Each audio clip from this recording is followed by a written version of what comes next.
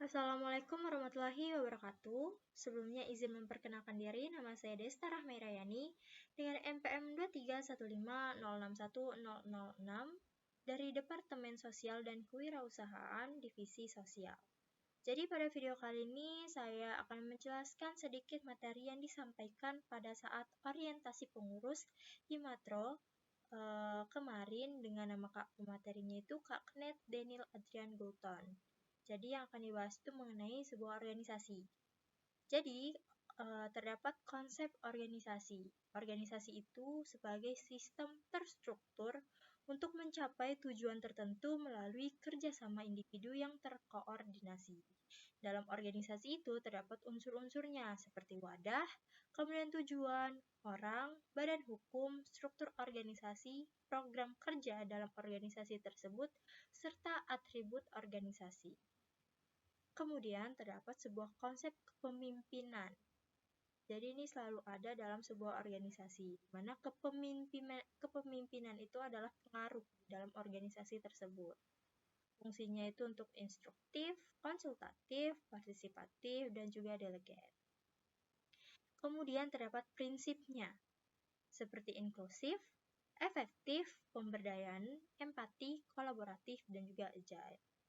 Nah, terdapat struktur organisasi yang pastinya di dalam organisasi, seperti pembagian peran dan tanggung jawab, jalur hubungan hierarki, dan juga proses pengambilan keputusan. Nah, tips-tipsnya itu seharusnya seperti compact, vision aligned, functional, dan juga well communicated. Nah, kemudian dalam organisasi itu juga harus mengandalkan komunikasi yang efektif. Nah, terdapat beberapa jenis seperti formal dan juga informal. Fungsinya itu adalah sebagai sumber informatif, persuasif, regulatif, dan juga integratif. Namun, terdapat beberapa hambatan seperti perbedaan persepsi, bahasa moral, media teknis, dan juga waktunya. Nah, di dalam organisasi juga itu dibutuhkan yang namanya personal branding untuk organisasi tersebut.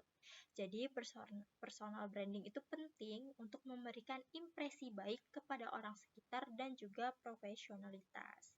Nah, cara membangun personal branding itu dengan mengenali diri, menentukan tujuan, konsistensi, dan juga membuat konten-konten yang tepat dan menarik.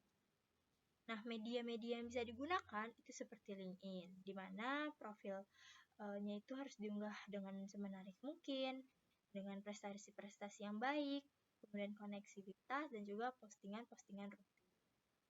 Namun, dalam organisasi itu terdapat beberapa permasalahan yang umumnya terjadi, seperti dananya, kemudian sumber daya manusianya, komunikasinya, administrasinya, ataupun program-program kerja di dalam organisasi tersebut. Pastinya itu memiliki permasalahan-permasalahan baik yang dari kecil maupun sampai besar.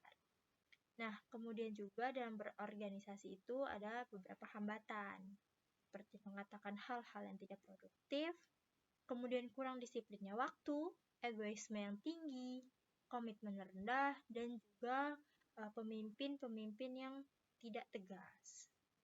Namun, terdapat beberapa tipsnya yang bisa diterapkan untuk masing-masing individu atau untuk pengembangan diri. Seperti caring people, menghormati orang lain, mentorship, menetapkan tujuan, dan juga menerima ide-ide baru. Jadi, tips-tips itu bisa membangun atau bisa diterapkan di individu-individu yang ada di organisasi tersebut. Jadi dalam organisasi tersebut bisa menghasilkan orang-orang yang kompeten. Baik, mungkin itu saja materi yang bisa saya sampaikan di dalam orientasi pengurus kemarin. Saya akhiri. Wassalamualaikum warahmatullahi wabarakatuh.